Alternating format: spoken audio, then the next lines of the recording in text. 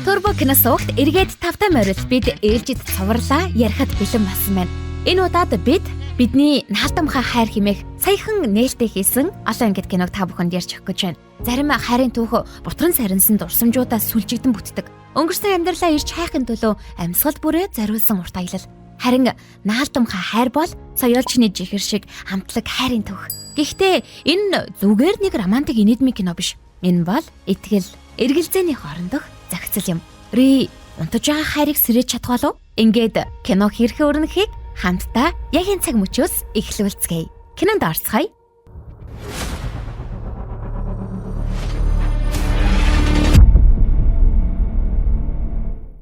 Юнса ингэж шууд санал тавьсан ч Тэха маш ичимхий хэвээр байсаар л байна. Тэр одоо хамт унтахад жаахан тохиромжгүй. Сангуу гэрчгсэн хүлэн гимцэн болохоор би түүнтэй хамт унтаж харж хандах хэрэгтэй гэж худлаа хэлнэ. Юнса үүнд нь бүр хэлэхгүй болов. Ийм боломж яг өмнө нь байхад энэ залуу ашиглахгүй байгаа нь үнэхээр ойлгомжгүй. Тэр дахин Тэхагийн бэлгийн чиг баримжаанд жаахан эргэлзэж эхэллээ шүү. Тэр шөнө Тэха туслагтайгаа хамт унтлаа. Туслах нь та эмэгтэй хүнээс ингэтлээ ичдэм үү гэж байнга шоолж байдаг шүү. Туслах нь үнэхээр мэдээлэл ухахтаа гарамгаа нэгэн байлаа. Тэр бүр хондуугаас Тэха Юнсог Японд руу нууцаар хил давуулан гаргаж Бээжнээс зүгтаалгах гэж байгааг хүртэл мэдсэн. Дараа нь ариун цэврийн өрөө орлоо гэж шалтгаглан нууцаар гарч хэн нэгэнд мэдээлэл өгдөг. Түүний үйлдэл маш сэжигтэй харагдлаа. Маргааш өглөө нь туслах нь олон төрлийн хоол хийж өөрийн ур чадварыг харуулна. Тэгээд бас л ам алдаж. Өнөөдөр Юнсо сэтгцийн эмнэлэгт эмчилгээ хийх ёстой үсттэй гихэлчв. Тэха дотроо түүнийг сэжиглсэн ч юу ч хэлсэнгүй.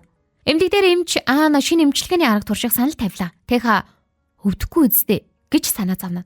Эмч толгойд ирж хуруугаар зөөлөн тоншгоос арай илүү мэдрэгдэн за чи хэтрүүлээд байна гэдэг. Эмчилгээ дуусны дараа Тэха Юнсо хоёр гарч явлаа.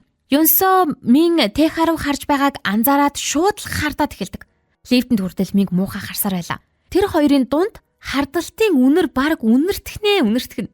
Харин Тэхад Юнсо өөрийг нь ингэж хардаад байгаа нь үнэхээр өхөөртөн харагддаг. Өдрийн хоолн дээр тэд хондоо болон эхнэртэй хамт сув. Хоёр хоосоо бие биедээ хэтэрхий их эргэлж хайр халамжаа харуулж исэн учраас сангууг хоолны дуршлаа хүртэл алдлаа. Тэха туслах сангууг нь хоёр гараа утастай байхыг анзаардаг. Тэр өдөр Тэха Юнсо хоёр шинэ машин авах ёстой байсан. Гэвч Юнсо би эмээд очиж соёолчны чихэр хийж сурнаа гэж хэллээ. Тэнд очиод тэр том шанаг дүүрэн чихрийг санамсаргүй асгачдаг. Эмээ ууралсангүй. Харин төлөгдөөгүй үсттэй гэж хамгийн түрүүнд санаа зовлоо. Юнсо зурхаач эмэгтэй гэрт шанаг зээлэхэр очино. Гэтэл санамсаргүй нэг нууцыг нь сонсчлоо. Өнөөх эмэгтэй үнэндээ ямар ч онцгой чадваргүй шашин шүтлэг ашиглах хүмүүсийг хуурч мөнгө олдог байсан юм байна. Тэр орой минь эмч антаа саллаа. Дараа нь тосгоны үүдэндээ хүнсэлгүрд очиж хитэртлээ арх уудаг. Тэха шинэ машинаа аваад гэрлүүгээ харж явлаа. Замдаа Юнсогийн ой тогтоолтод сайн байх гэж бодоод хушиг худалдаж авдаг. Тэгээд санамсаргүй минтээ таарлаа. Тэха зүгээр л ёс болгож мэдлэхээр очдог. Гэтэл минь маш их цогцсон байсан учраас намайг гэрт хүргээд өг гэж Тэхагаас зүтгэн гуйдаг. Минь унчихгүй гэж айсан Тэха түүнийг барьж тогтоолоо. Мэдээж яг энэ мөчийг Юнсо харчдаг. Тэр шууд гараа ав. Тэгээд түүнээс 2 метрийн зайд зогс гэж тушаад. Үерхэж байгаа хүн эсрэг хүнсний хүнтэй уулзахдаа ийм хэмжээний аюулгүй зай барих ёстой гэж Юнсод хэллээ. Юнсо өөрийг нь ингэж хардаж байгааг хараад Тэха маш их баярлаж байдаг. Юнсо уурлан загнаж яхад ч тэр инээдэ барьж чадахгүй байлаа. Тэр мөчөд Юнсо түнд үнэхээр өхөөртөн харагдаад байдаг. Гэнэт Юнсогийн асрамжийн газрын тухай дурсамжууд сэргэж эхэллээ. Өнөөдрийн эмчилгээ үнэхээр үр дүн өгсөн байна. Тэр асрамжийн газрын захирал өөрийг нь бөөлжтөл нь хүчээр хоолдог байсныг санав. Хүүхдүүд алдаа гаргавал цасан дээр хүл өцгөн зогсоож шийдэгдэг байсан. Эдгээр аимшигт дурсамж Юнсогийн бүх биеийг айдсаар дүрглээ. Тиймээс ой санамжаа алдсан байсан ч асрамжийн газар гэхээр би энэ өөрийн ирэхгүй айдаг байна. Энийн түүний бие аюулын тухай сануулж байсан хэрэг. Юнсо 7 хоногийн тодорхой өдрүүдэд хүүхдүүдийг хүчээр тариан талбад ажилуулдаг байсныг ч саналаа. Дээрэмжид хүртэл асрамжийн газар ирж дарамталж хамгаалалтын мөнгө нэгдэг байв. Тиймээс Юнсо хүчирхийллийг ингэтлээ үзэн яддаг болсон байв. Юнсо Тэхагаас чи юунаас хамгийн их айдаг вэ гэж асуув. Тэха би борооноос хамгийн их айдаг. Эмээ минь яг бороотой өдөр хүнд өвдсөн. Тэр үед бидэнд эмчилгээний мөнгө байгаагүй. Бас яг бороотой өдөр би улсын шигшээд орох мөрөөдлөө орхисон гэж хэлв. Тэха мөн бороо орох болгонд алдсан бүх зүйл минь санаанд ордог гэдгээ бас хэллээ. Юнсо Тэхаг маш их өрөвдөн. Тэд бие рүүгээ ойртон үнсэлцэх гэж байтал гинэт туслах нь гэрт нь орж ирэн бүх романтик уур амьсгалыг сүйтгэжлээ. Нэг танилт дүр зургуугүй юу? Туслах нь юу ч ойлгоогүй царайгаар бялгуу идэх үү гэж асууд юм да. Юнсоо миний нударгыг идэх үү гэж ууртай хариулв. Маргааш нь хатагтай дуу загас авч бүгдийг хаалан дурлаа. Хоолны хэрэгсэл дутаад Тэха хатагтай дуу хоёр зэрэг авчирхаар явах гэсэн ч Тэха Юнсогийн хэлснийг санаж бусад эмэгтэйгээс аль болох хол байхыг хичээжээ. Хатагтай дуу өнөөдөр бөөгийн зан үйл болж байгаа. Хамт очиж үзье гэж Юнсог өрөв. Сангук дахин уцаар ярихаар холдлоо. Энэ нь Тэхад улам сэжигтэй байлаа. Юнсог явсныхан дараа Тэха Сангукийг булан шахан асууж эхэлнэ. Эцэст нь Сангук үнийг хэлхээс өөр аргагүй боллоо. Би YouTube стример болох гэж сурч байгаамаа гэж хэлв. Сангук би ичимхий болохоор хөнгөн үед л бичлэг хийдэг гэж тайлбарлав. Тэхад түүний утсыг шалгаад үнэхээр YouTube-д зориулж бичлэг хийдэг болохыг нь баталж мэдлээ. Тун удахгүй Юнсо Япон руу хил таван гарах ёстой байна. Түүнээс холдох хэцүү байсан ч Тэха үүнийг хүлээн зөвшөөрнө. Тэр зөвхөн Юнсог аюулгүй байгаасаа гэж хүсэж байлаа. Өөрт нь юу тохиолдох нь хамаагүй мэд санагдана. Энэ үед бөөгийн зан үйл хэлж тосгоны хүмүүс чанга дуугаар хөгжөөн дэмжиж байлаа. Үзмэрч тайзан дээр гарч сэлэмний ирэн дээр алхахаар бэлддэг. Гэвч өөрт нь ямар ч сүнсний хамгаалт байхгүй гэдгийг мэддэг манай хүн үхтлээ ажиадаг. Яг тэр үед Юнсо нэг могоо шидчихнэ. Бөөгийн зан үйл дээр могоо гарвал муу ёр гэж үздэг болтой. Нөгөө зурхаач энэ боломжийг ашиглаж өнөөдрийн зан үйл дууслаа гэж зарладаг. Тэр бүр би дахиж бөөлөхгүй бүр мөсөн болж гин гэж хэллээ. Тэр орой үзмэрч талархснаа илэрхийлээд хоёр найз болон Юнсог хоолнд урьдаг. Өмнө нь уулзах болгондоо хэрэлддэг байсан дөрвөн эмэгтэй одоо үнэхээр сайн найзууд болчих. Тэд бүр караокед хоёр дахь үеэ үргэлжлүүллээ. Шөнө орой болтол бүжиглэж дуулж хашгирцгаав. Тэха ихнэрээ гэрт нь авчрах гэж ёстой нэг зовлоо. Юнсо унтсны дараа тэр дэрэгдэн сууж тайван унтаж байгааг нь харж суна. Тэр шөнө Бээжинд хүмүүс нь нэг мэдээлэл хүргэлээ. Сөүлд олон хүн Юнсог харсан гин. Тэд Тэха Юнсог оргуулахад тусалсан. Бүр зориуд явуулсан байж магадгүй гэж сэжиглэж байлаа. Маргааш өглөө нь Юнсо хуурамч найз залуутайгаа холбоотой нэг дурсамжийг гинэд сандаг. Юнсо их сэжиглэж эхлэв. Эхэндээ Тэхагаас шууд асуух гэж байсан ч бодлоо өөрчлөнө. Тэр эмчдэр очиж энэ талаар хэлв. Эмч өнөө хуурамч найз залуутай нэг сургуульд сурч байсан учраас танилуудаасаа асууж туслахаар болов. Удалгүй эмч би тэр хүний утасны дугаарыг олчихлоо гэж хэлдэг. Юнсо шууд залгаж уулзахаар тохиролцсон. Гэхдээ тэр залууг Бээжиний хүмүүс 24 цагийн турш ажиллаж байгааг огт мэдэхгүй байлаа. Юнсо, эмч, Ан хоёр Тэхад өнөө орой Сөүлд үзлэг хийлгэхээр явна гэж худлаа хэлдэг. Тэха хамт явъя гэж байсан ч гинэт эмээ нь өвдсөн тухай мэдээ ирлээ. Эмээг шинжилгээнд оруулахад тархинд нь хорт хавдар байгааг тогтоолоо. Нас өндөр болсон учраас мис засал хийх нь хэтэрхий эрсдэлтэй гэж эмч хэллээ. Эмээгээ асрах хэрэгтэй болсон учраас Тэха, Юнсо, эмч, Ан хоёртоо Сөүл явж чадсангүй. Нөгөө талд хурамч найз залуу уулзах газраа эрт ирсэн байна. Гэтэл Бээжинч мөн гатаан нь отож байдаг. Эмч Ан Юнсогоос хэрвээ үнэн чиний хүсэж байсан шиг биш байвал яах вэ гэж асуухад Юнсо хоёрхан боломж байна гэдэг. Нэгдүгээрт Тэха миний жинхэнэ найз залуу биш. Хоёрдугаарт би хоёр эрэгтэйг зэрэг хайрладаг, хуурч мэхэлдэг эмэгтэй байсан гэж Юнсо хэлв. Тэр шөнө Тэха эмээгээс эртэл нь хажууд нь сууж сахилаа. Эмээ дахин эмнэлэг твтэх болсондоо өөрийгөө ач хүүдээ түүг болж гин гэж боджээ. Гэхдээ тэр би зүгээрээ гэж Тэхаг тавьчруулна. Тэр шөнө ахин бороо орж илаа. Эмээгийн энэ удаагийн өвчин Тэхаг үнэхээр сэтгэлээр унгана. Нэг өдөр эмээгээ бүр мөсөн алдахгүй гэхээс тэр маш их айжуулаа. Тэха бороон дундуур ганцаараа алхасаар бороо бүх санаа зовнилыг нь угаагаад аваасай гэж хүсэж байгаа юм. Яг тэр үед Юнсо гарч ирлээ. Тэр үннийг хайж хуурамч найз залуутайгаа уулзахын оронд Тэха руу буцаж ирэхийг сонгосон юм байна. Учир нь Тэхагийн өөрт нь зориулж ирсэн хайрыг тэр мэдэрсэн гэсэн үг. Тэха Юнсогийн хаяа нэг хэлсэн жижигхэн үгийг хүртэл сандаг. Хөлн даарч магадгүй гэж оймс бэлдэнэ, өвдөж магадгүй гэж эм бэлдэнэ. Машинд дотор нь муухаарч магадгүй гэж хөгжим сонсох төхөөрөмж хүртэл бэлддэг. Тэха үргэлж шимээг өхөн түүний төлөө өөрийгөө золиосолж байлаа. Юнсо одооноос эхлээд чи бүх ачаа ганцаараа үрэх хэрэггүй. Би чамтай хамт үрнэ гэж хэлдэг. Тэхагийн нүдийг нулимс бүрхээд эхлэв. Мянган удаа баярлаа гэж хэлхийн оронд тэр Юнсог чанга тэрвэрэн үнслээ. Юнсо уулзалтанд ирээгүй учраас хурамч найз залуу ууртай Бээжинтэй нүр тулав. Тэр Юнсо өөрөө уулзалтаа цуцалсан гэж тайлбархыг оролдоно. Гэвч Бээжиний хүмүүс Юнсо таксианаас бууж байгаа бичлэгийг олсон байна. Энэ нь Юнсо амьд гэдгийг батлахад хангалттай байлаа. Бээжи нэг зүйлийг өрөөсөө ойлгохгүй. Хэрвээ Юнсо амьд байгаа юм бол яагаад ийм чимээгүй байгаа юм бэ? Түүний зан чанарыг бодоход өөрт нь болон хотын даргын гэмт хэргийг нотлох баримт байвал аль хэдийн том дулаан дэгдээсэн байх ёстой. Бээжин уурлан компьютерийн дэлгэцийг хүчтэй цохино. Хуурамч найз залуу түүний аимшигтай харцыг хараад айсандаа за баг өмдөндөө шээлээ. Бээжин Юнсог хурдан ол. Үгүй бол чамайг ална шүү гэж санал хийлв.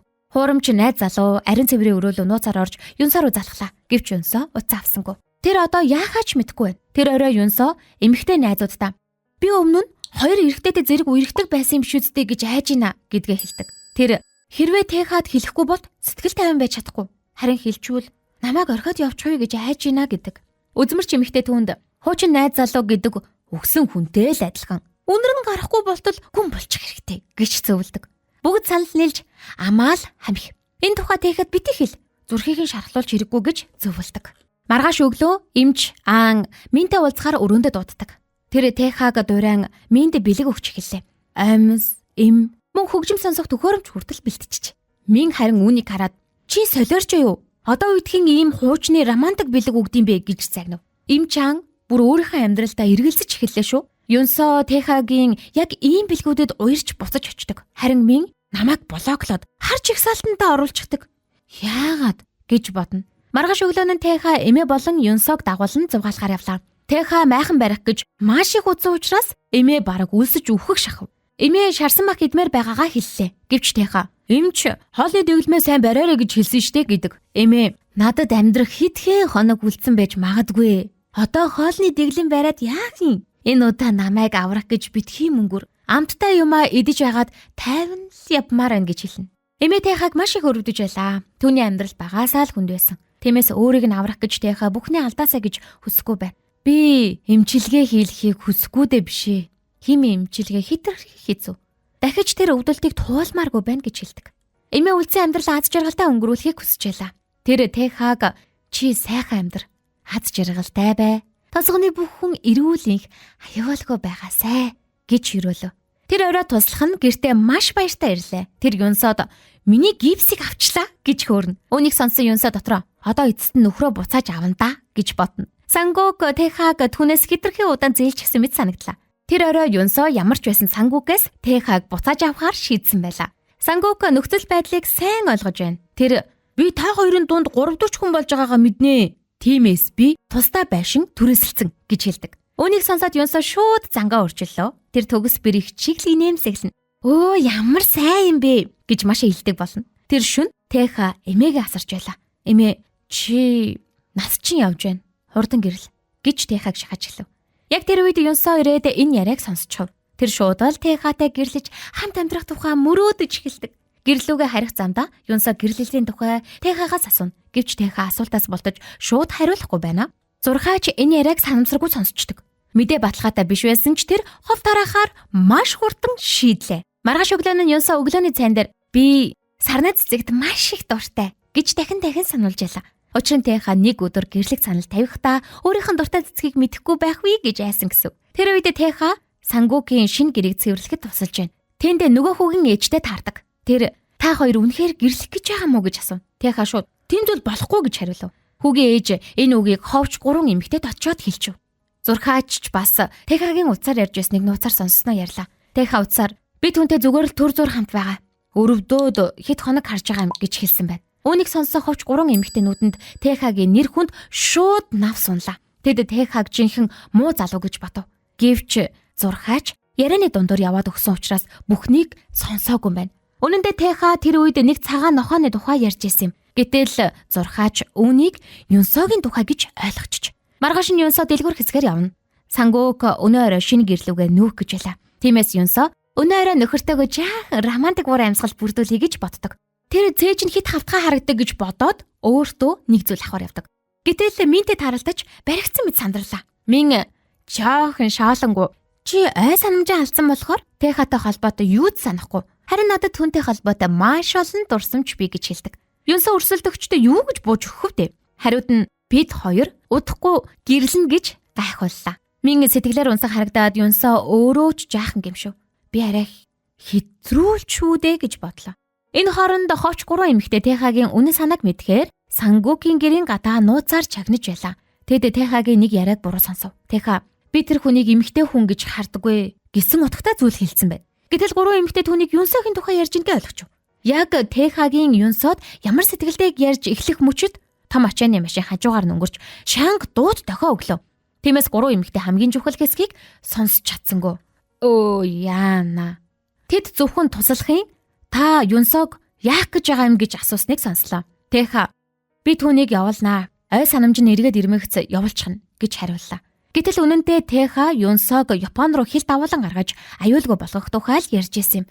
Харин ховч 3 эмэгтэй Тэха Юнсог ашиглаж дараа нь хаях гэж байгаа юм байна гэд ойлгочих. Тэд яахаа мэдэхгүй боллоо.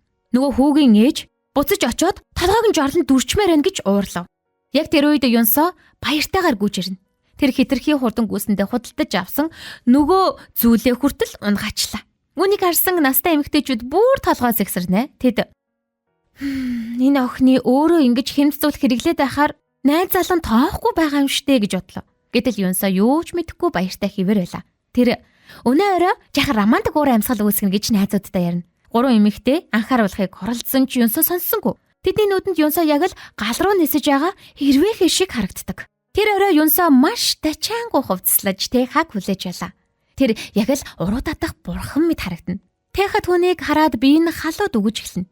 Юнсо өнөө өрөө нэг оронд хамт унтъя гэж шууд хэллээ. Тэха үүнийг сонсоод сандарч өөрийгөө өвдөж байгаа мэт шалтгаална. Тэгээд би нохоогоо хайх хэрэгтэй байна гэж хэлээд зогтчлаа. Юнсо маш муухай мэдрэмж авдаг. Түүний нүдэнд би нохооноос дор харагдаад байгаа юм багтаа гэж бодоход хүргэлээ. Өмнө нь ховч эмэгтэйчүүдийн хэлсэн үгс Юнсогийн толгойд эргэлдэж эхэлнэ. Тэха чамайг зөвхөн өрөвддгөө. Тэр чамайг эмэгтэй хүн гэж хардггүй. Тэр чамтай хизээж гэрлэхгүй. Юнсо бүр найдваргүй мэт санагдлаа. Тэр шүнжин уйлж тэрэ нэвт нь орглоо. Дараа нь гэрээсээ гарч явна. Тэха би чамайг хүргээд өгье гэхэд нь Юнсо би тэр нохооч юм биш. Гадагшаа гарсан бол өөрөө гэртээ харж чадна гэж хүүтэн өнгөөр хариулна. Тэр шөнө Минч бас Тэха Юнсо хоёр гэрлэх гэж байгаа тухай яриаг сонсоод сэтгэл нь тавгуурхна. Бусдын найз залууг харахаар атаархна. Харин өөрийнх нь найз залууг харахаар хөрөөдмөр уйдгартай санагдана. Найз залуу нь одоо хүртэл Мин яагаад өөрийг нь уучлахгүй байгааг ойлгохгүй лайлаа. Мин бүгд чиний буруу. Чи надад хизээж хайр халамж анхаарал тавьдаггүй. Чи хитрхи хүүтэн хүн гэж хэлдэг. Эмч аан Юнсо руу залгаж та хоёр үнэхээр гэрлэх гэж байгаа мó гэж асуух гэтэл Юнсо ганцаараа архиуж байгааг мэдлээ. Эмч аан Юнсогоос тодорхой хариулт авч чадсангүй. Эцэст нь түүнийг өөрөө машинаар гэртэн хүргэж өгөхөөс өөр аргагүй боллоо. Эмч Тэха руу залгаж аваад яв гэж хэлэх гэсэн ч Юнсо эрс татгалзсан. Гэртээ Тэха тайван сууж чадахгүй байлаа. Шөнийн 11 цаг болчихсон ч Юнсо ирээгүй хэвээр. Эмч түүнийг машинаар хүргэж ирэхэд Тэха шууд гүйж гарч тусаллаа. Тэгсэн эмч Тэхаг асууж эхлэв. Чи яагаад Юнсод худлаа яриад байгаа юм бэ? Та хоёр жинхэнэ хос биш үсттэй. Чи угаасаа ийм юм уу? Гинэ охтыг уруу татаж хуурд юм уу? Тэха тайван байхыг хичээлээ. Миний найз бүсгүйг гэрт хүргэж өгсөнд баярлаа. Гэхдээ үгээ бодож яриарай. Хүн юу дуртайгаа идэж болно. Гэхдээ юу дуртайгаа хэлж болохгүй гэдэг. Эмчийн үгэнд гомдож харснаа. Тэр Юнсогийн хуурамч найз залуу руу залгаж Юнсогийн жинхэнэ харилцааны талаар шалгахаар шийднэ. Энэ үед Бээжин туслагтайгаа ирж байна. Тэр Тэхаг нэг загастай зөөрлөдөг. Маш сайн анчин. Гэхдээ гаршуулж болдоггүй амтан. Урууж эхэлвэл хүч хэрэглэхээс өөр аргагүй гэж хэлдэг. Бээжин сүх авч загасны аккормыг зохиж хавлана. Ус асгарч загасаа туслахын зүг урсан очлоо. Бээжин сүх барин ойртож ирэхэд туслахын царай цэвхий цайна. Тэр өөрийнхөө амнаас нь хүртэл санаа зовж эхэлнэ. Бээжин сүхээр загсыг завчин урвагчдын төгсгөл ийм байдаг гэж хэллээ. Дараа нь Тэхаг ямар ч аргаар хамаагүй барьж иргэж тушаана. Харин Тэха өөрийг нь онилж ихэснийг огт мэдгүй байла. Тэр Юнсог өрөөнд оруулж амрав. Юнсос огтоо хിവэр. Би чиний жинхэнэ төрхийг мэдчихсэн гэж дахин хэлв. Тэха үнийг сонсоод ой санамж нь эргээд ирчих гэж бодлоо. Тэр шууд боксинг клуб руу гүйж хондууд сайн мэдээд болголаа. Гэвч хондоо баярлагын оронд гонигтай байла. Учир нь Юнсогийн ой санамж эргэж ирвэл удахгүй Япон руу явна. Тэгвэл арай гэж эхэлж байсан Тэхагийн хайр дурлал дуусах юм. Хондоо чи Юнсонтой хамт Япон явж тэнд амьдарчих гэж зөвлөлөө. Гэвч Тэха би эмээгээ орхиж чадахгүй гэдэг. Хондоо Тэхад чи ядаж нэг удаа өөрийнх нь төлөө амьдраад үзэлтэй. Чи олон жил зөвхөн бусдын төлөө амьдарсан. Одоо хитрхи ядарсан байна штэ гэж хэлдэг. Тэха Юнсо аюулгүй байвал надад хангалттай. Тэр л аз жаргалтай байвал би бас аз жаргалтай гэж хариулна. Гэрлүүгээ харих замдаа Тэха тоцхны зам бүр дээр Юнсотой өнгөрүүлсэн дурсамжуудаа бодож байдаг. Тэдний үнсэлсэн сандал, Юнсогийн хайраа илэрхийлсэн цэцгэн зам, бороонд Тэхаг халахалсан шүхэр. Тэха одоо Юнсогүйгээр амьдарч чадахгүй гэдгийг ойлголоо. Гэхдээ өөрийн хуваа хичээн түүнийг дэрэгдээ үлдээж болохгүй. Юнсо зөвхөн хилд авч ижил аюулгүй үлдэнэ. Тэхагийн хийж чадах цорын ганц зүйл бол дотроо Юнсод сайн сайхныг хүсэх байлаа. Тэгээд Тэха уйлв. Эр хүний нулимс алтнаас үнэтэй гэдэгч энэ удаа түүний нулимс зогсолтгүй урсж ила. Зүүдэнд нь Тэха түүнийг усан онгоц руу дагуул явж байна. Юнсо бид хоёр далайд болзоонд явах гэж байна гэж бодсон. Гэтэл Тэха одооноос бид тустай байх ёстой. Чи ганцаараа амьдрах сурах хэрэгтэй гэж хэлдэг. Юнсо айгаад сэрдэг. Тэр өглөө маш эрт сэрлээ. Уг нь тэр ихэвчлэн 10 цагаас өмнө босдоггүй. Тэха Юнсод үнэнхээр хайртай. Гэхдээ одоогийн тэдний амьдрал бүхэлдээ худал зүйлээр тогтож байгааг ойлгож байлаа.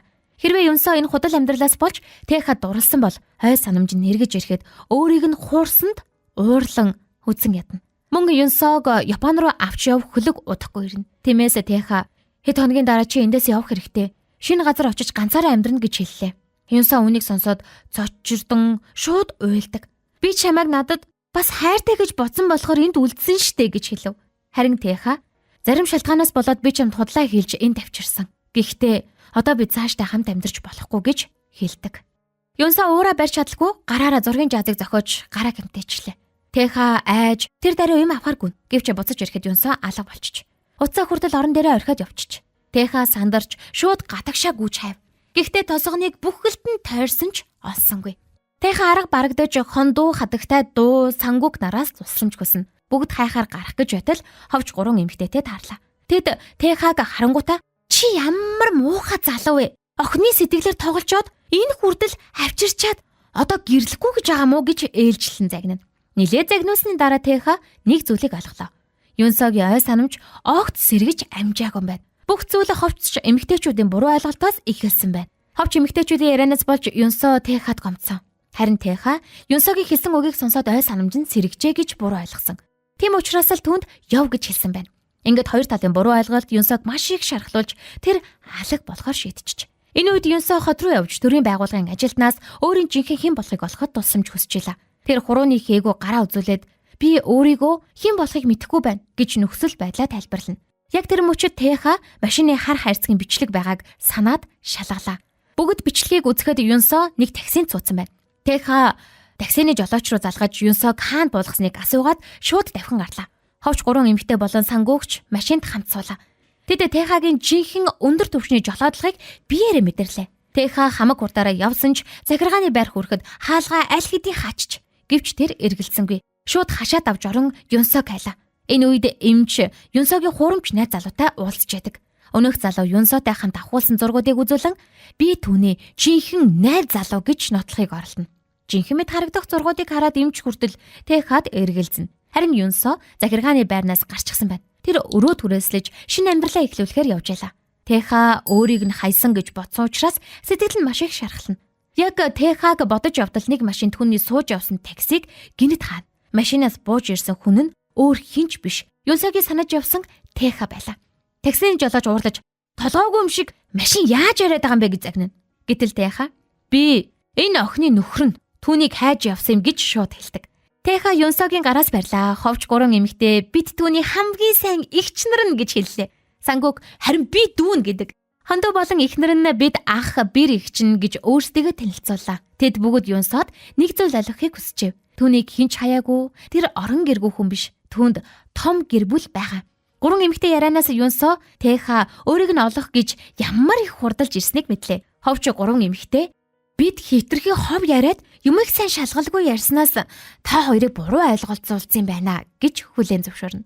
Юнсо нулимс дөрөнөөр Тэхагаас үнэхээр тийм юм бол би эндээ үлдэж болох уу гэж асууна. Тэха мэдээж болно гэж хэлв. Тэгээд түүнийг тэрвэрч шаргалсан сэтгэлийг нь тавьшрууллаа. Ингээд бүгд тэднийг хүрээлэн дагаж хос хоёр хамтдаа гэрлүүгээ алхана. Гэртээ очиход Юнсо өмнөх үзэгдлийг хараад бүр гайхаж орхилоо. Цэцэрлэг дүүрэн шинэхэн сарнаа байна. Юнсо хэдхэн хоногийн өмнө санамсаргүй би сарнаа дуртай штэ гэж хэлсэн төдий. Гэтэл Тэха хотын хамгийн сайн цэцгийн дэлгүүртэй холбоо барьж бүхэл бүтэн цэцэрлэгийг сарнаагаар дүүргэсэн байна. Түүний чин сэтгэл Юнсог маш их сэтгэлийг нь хөдлөгдөг. Юнсо хоёулаа хамт зураг авахулъя гэж санал болголоо. Тэха гоёмсог костюм өмсөв.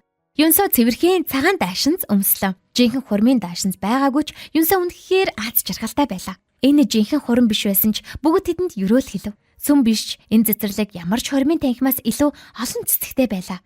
Бүгдийг явуулсны дараа Тэха Юнсо хоёр цэцэрлэгт үлдэн баг зэрэг уучсав. Тэха баг зэрэг халамцаа зэрэг орон хэрвээ нэг өдөр айл санамж чинь бүрэн эргэж ирвэл одоо байгаа шиг надад хайртай хэвээрээ байх болов гэж асуув. Юнсо шууд одоо чамд байгаа миний мэдрэмж жинхэнэ. Би чиний төлөө энд үлдсэндээ хизээж харамсахгүй гэж хэлв. Юнсо Тэхад ойртон тэгвэл надад шагнал байхгүй юу гэдэг. Түүний зориг Тэхаг үнсэх байлаа. Гэвч Юнсо архинд тийм ч сайн биш. Уруулт нөхрөхөөс өмнө шууд тасарч унав.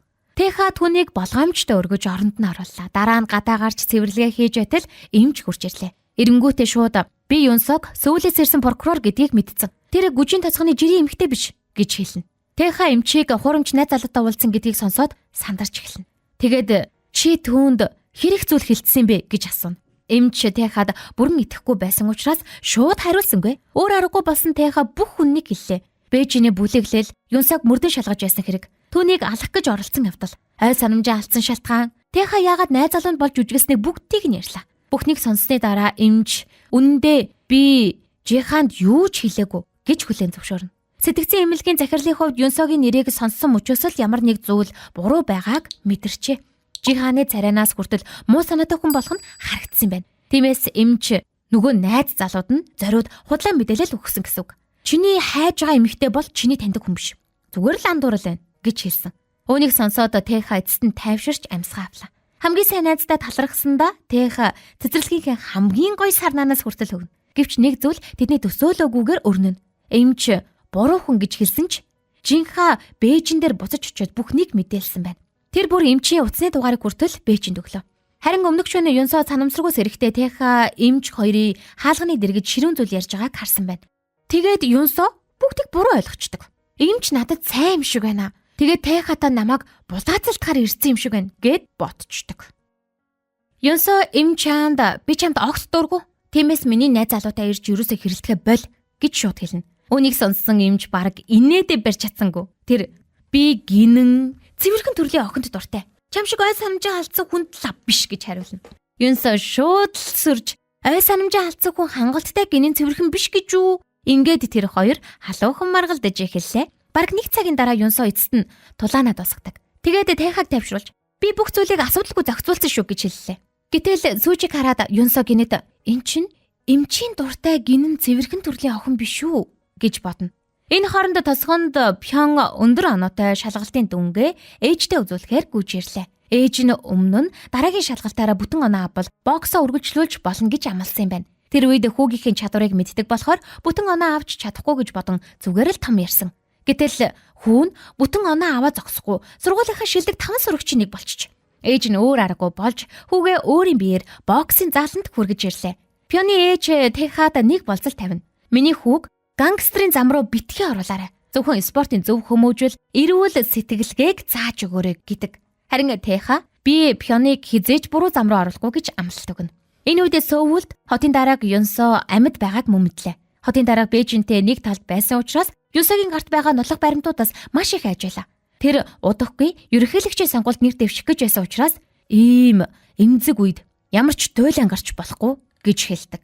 Иймээс хотын дарааг Бээжинд өндөр үн төлж байсан ч хамаагүй Юнсог олж бүр мөсөн зайлуулахыг хүснэ. Харин боксын зааланд Тэха Пёны тэр өдрийн бэлтгэлийг дуусгана. Хүүг явмагц Юнсо надад ч бас тулааны урлаг заагаад өг гэж гуйна. Хэдийгээр тулааны урлаг сурна гэж хэлж байсан ч бараг минут болгон тэгээд бид хоёр хизээ хамт унтах юм бэ гэж Тэхаг шоглоод байлаа.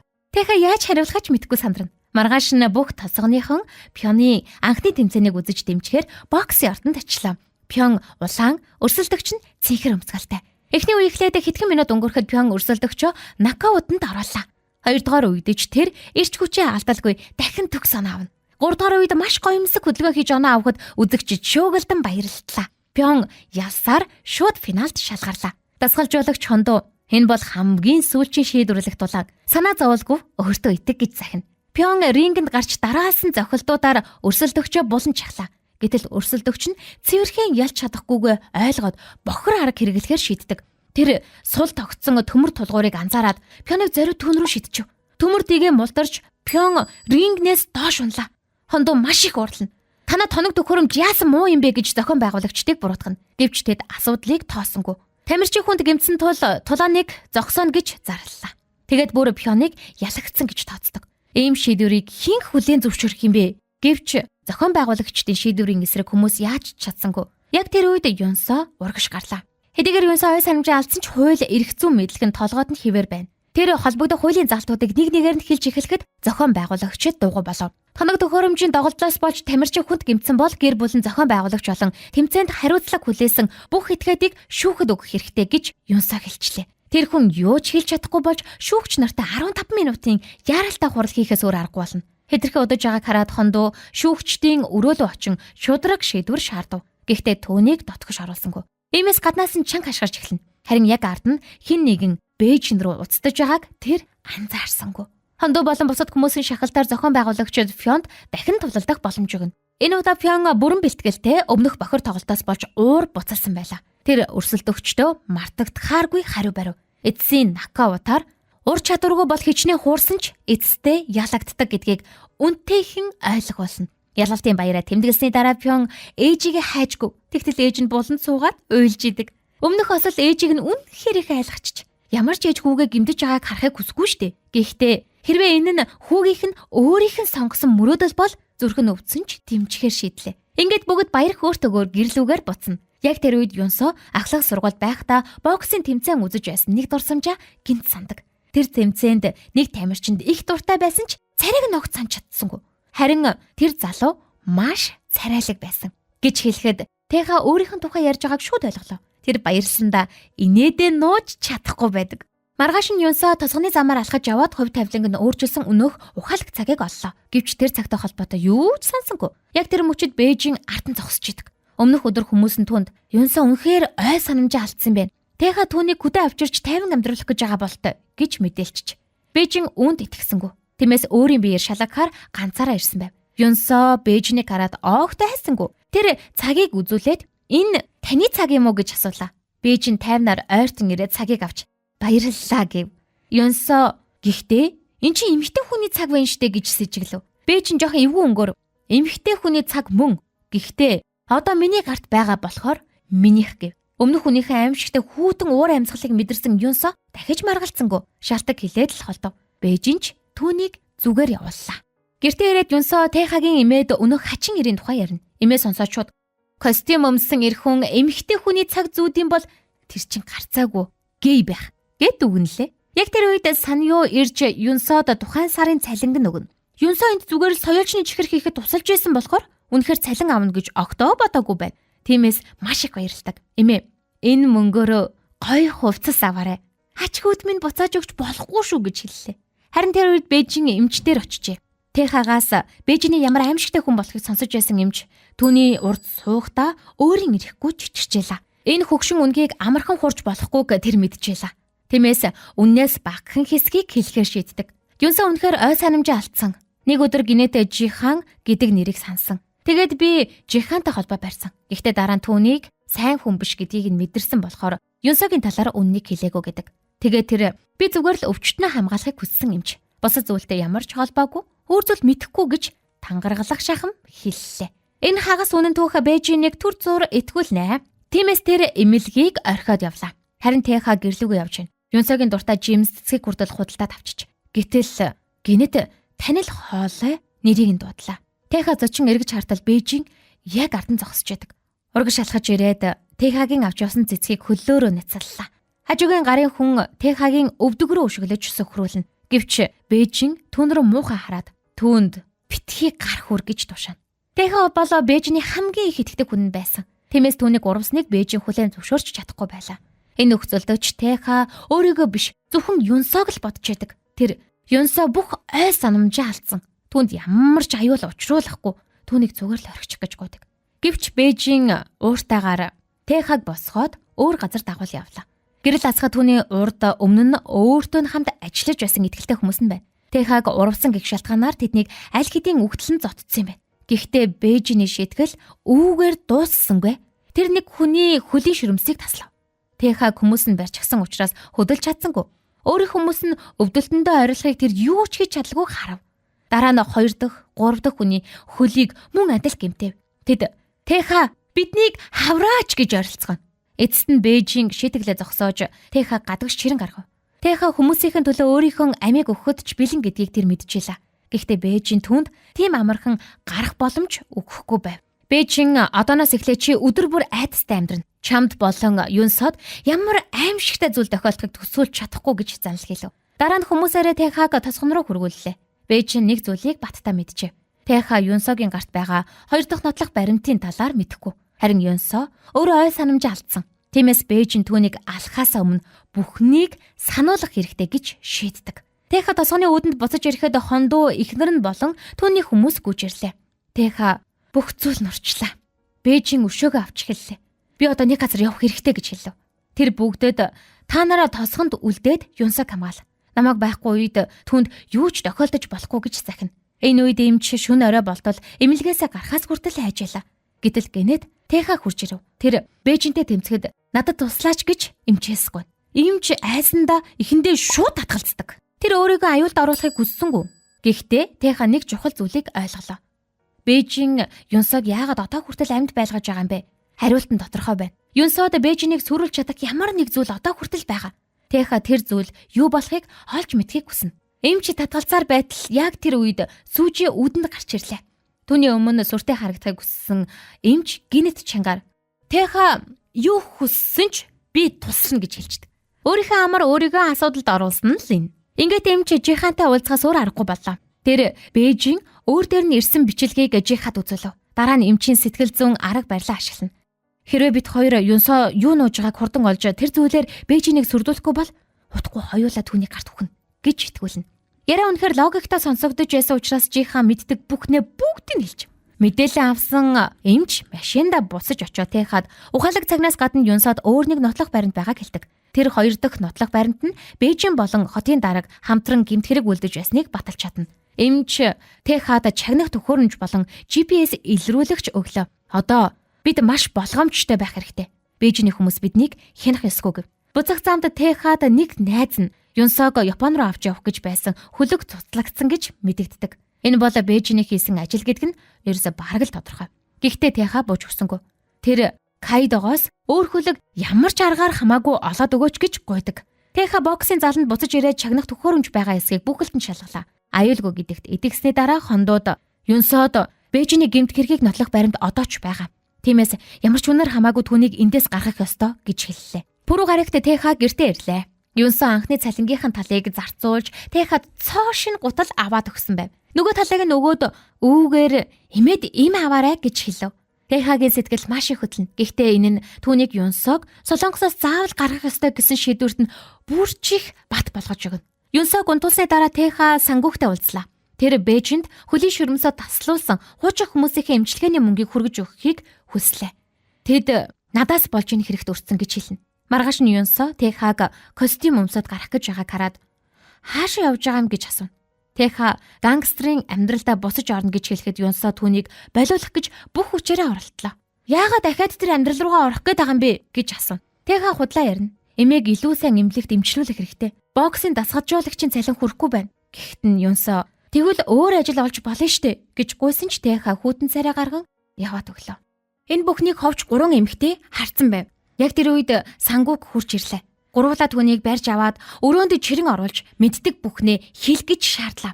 Зөвхөн үгээр сүрдүүлээ зогссонгүй. Хэлэхгүй бол чи эр хүн байхаа болин шүү гэсэн хэмжээнд хүртэл айлгав. Сангууг айсандаа бүх үннийг асгаж орхино. Тэр үннийг хэлснийг шалтгаан нь 3 эмэгтэйг сонор сэрэмжтэй байлгаж Юнсод ойртож байгаа танихгүй хүн бүрийг Бэйжиний хүмүүс байж магадгүй гэж анхааруулах явдал байв. Ингээд бүх тосгон үннийг мэддэг болов. Ганцхан Юнсо л юу ч мэдэхгүй хിവэр үлдлээ. Юнсо хондуугээс Тэхаг ятгаад өгөөч. Дахиж гангсруудтай битгий нийлээсэ. Тэр амьдралдаа битгий буцаасаа гэж гуйсарав. Хондууч түүнд үннийг хэлж чадсангүй. Харин өөр нэг үед эмч Тэхагаас яагаад бүх зүйл ийм болчихв гэж асуухад Тэха би гангстрын амьдралдаа буцаж байгаа мэд жүжиглэхээс өөр аргагүй. Энгүүл Юнсо намайг үзэн ядна. Намайг үзэн ядвал надаас хол байж чадна.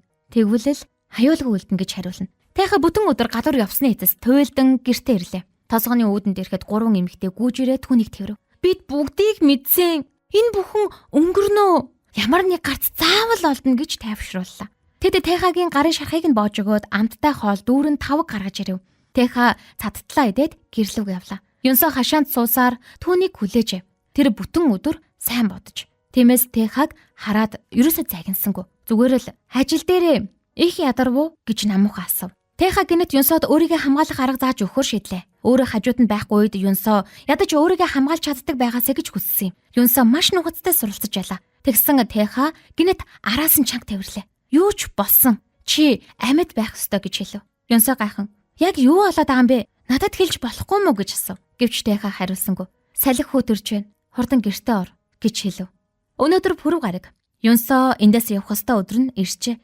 Гэхдээ хинч түнд энэ тухай хэлээгүй. Тасганы хүмүүс Юнсо зориулж амттай хоол дүүрэн ширээ заслаа. Түүнд бэлгүүд өгч бүр 10 жил дарсан архиа хүртэл гарган хамтуулаа. Хоолны дараа бүгд Юнсог тойрон сууж ярилцсан. Юнсо өнөөдөр эднэрт ямар сайхан мэдээ байгаа юм болоо гэж л бодчихоо. Тэгсэн Тэха хурч ирлээ. Чамааг нэг чухал газар аваачна гэж хэлээд Юнсог дагуул явна. Бүгд тэдний араас харж зогсохдоо нулимсаа барьж чадсангүй. Тэха Юнсог далайн зүг машинаар авч явлаа. Замд 2 хар машин араас нь дагаж эхлэв. Юнсоч ямар нэг зүйл буруу байгааг мэдэрлээ. Нэг машин хурдан нэмж урд нь ороод замыг нь хав. Тэха жолоогоо чанга атгасаар байлаа. Гинэт 3 дахь машин урдуур нь гарч ирээд бүрэн зогсооход хүргэв. Машинаас бууж ирсэн хүмүүс зэвсэгтэй, нүүрэнд нь алах санаа илэрхий байгаа нь ойлгомжтой. Тэха Юнсог тайвшруулан "Надад итэг" гэв. Тэгээд өөрөө машинаас бууж хаалгыг гаднаас нь дүүжээд дүлхүүрийг холоо шидчихв. Тэр ганцаараа бүх хүмүүстэй тулалдахаар зогслоо. Нэг хүн машины хаалгыг эвдэж Юнсог гаргаж ирэх гэж байтал Сангук мотоциклтэй дахин ирлээ. Тэха бусад хүмүүсийн замыг хааж өглөө. Юнсо хурдан хаалгаа онгойлгон гарч Сангукийн мотоцикл дээр суулаа. Сангук түүний Тэхагийн урдчлан захиас хөлөг онгоц руу хүргэж өгөв. Юнсо "Надад юу болоод байгааг бүгдийг нь хэл" гэж гуйсан ч цаг байсангүй. Сангук худлаа "Тэхач бас араас чин ирж хамт явнаа л" гэж хэлв. Тэгжээч Юнсо хөлөг онгоцонд суухыг зөвшөөрлөө. Гэвч хөлөг хөдөлж амжаагүй байхад Сангук араасаа зохиулан унлаа. Юнсо зогтох гэсэн ч 2 хүн замыг нь хаалаа. Тэд түүнийг авч явах гэж байтал дээрээс 2 буун дугарч өнөө 2 хүн өвдсөндөө газар өнхрөв. Буудсан хүн нь Кайдо байлаа. Тэр "Би Тэхагийн найз. Түүний оронд чамааг аюулгүй газарт хүргэж өгнө" гэж өөрийгөө танилцуулав. Тэха араас нь ирсэн бүх хүмүүстэй тооцоо хийж дуусаад бомб руу хамаг хурдаараа дахив. Гэхдээ тэр Юнсотой салхиас хийхээр хөлөг дээр гараагүй. Яг тэр үед зэрэгцэн 3 хар машин гарч ирэв. Машинаас буусан хүмүүс Бээжиний гарын хүмүүс байлаа. Тэха тэдний зүг айжуухан алхалаа. Өнөөдөр энд амнасаа алдсан ч хамаагүй. Тэднийг хөлөг дээр гаргахгүй. Хөлөг ямар ч байсан бомбтоос гарах ёстой байв. Кайдо Юнсод 10 минутын дараа хөлөг хөдлөн гэж хэлв. Тэха хамт явахгүйг мэдсэн Юнсо тэгвэл би ч бас явахгүй гэж зүтгэн. Харин эрэгдээр Тэха аль хэдийн туйлдчихлаа. Хаз болоход газарт бензин хасгарсан байв. Тэха асаагуур гаргаж асаагаад бензин рүү шидлээ. Галаасч өөрийг нь дээрэмчдээс тусгаарлсан том галтхан бий болов. Тэха шархтаж зодуулсан биеэ тэрэн хөлөг бомбтоос хөдөлж байгааг сэтгэл хангалуун харлаа. Гэтэл гинэт нэг машин галтханыг нэвт дарин ирж Тэхагийн өмнө зогслоо. Машинаас Бээжин бууж ирлээ. Тэр "Би тэр хөлөг дээр өөрийн хүнээ аль хэдийн суулгасан" гэж хэлээд инэв. Ингээд дуслаа. Гэтэл Тэхач бас инээлээ. Учир нь тэр Кайдотой хамт энэ боломжийг урьдчилан тооцсон юм байна. Тэдэнд Бэ төлөвлөгөө байсан. Юнсо том хөлөг дээр гарсны дараа Кайдо түүнийг нууцаар доош буулган жижиг завинд суулгасан байна. Жижиг завь том хөлгөөс 3 минутын өмнө хөдөлсөн. Иймээс том хөлөг дээр суусан Бээжиний хүмүүс одоо юу ч хийж чадахгүй байлаа. Турбо киноос ухтай хамт байсан сонсогч танд баярлалаа. Бидний санал болгож байгаа киног та заавал бүрэн ихээр нь үзээрэй. Дараагийн киногоор уулзтлаа. Түр баяртай.